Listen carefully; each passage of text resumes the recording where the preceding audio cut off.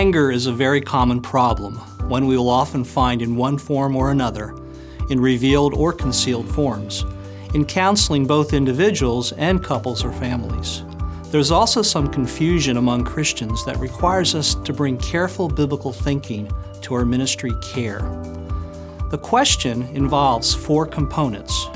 First, in providing a biblical definition, be sure to recognize the whole person dimension of anger that involves not merely our emotional and physiological responses, but also our beliefs, motives, affections, etc.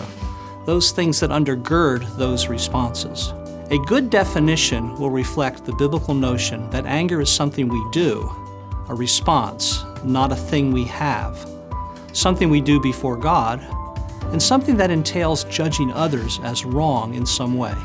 A good answer will also distinguish between divine and human anger, and between righteous and sinful anger, including the criteria to assess righteous and sinful anger, since we easily justify our sinful anger by calling it righteous. Second, in describing manifestations of anger, consider not only the outward expressions, for example, attacking or escaping, but also the inward responses of bitterness and ways we might conceal our anger. Note that the question does not ask you to address anger against God, anger against yourself, or helping angry children, though biblical counselors have produced resources on these. Third, as you explain the biblical factors that drive anger, consider both the internal causes, for example, judgmentalism and demandingness, and the external provoking factors that can tempt us but not cause us to respond angrily.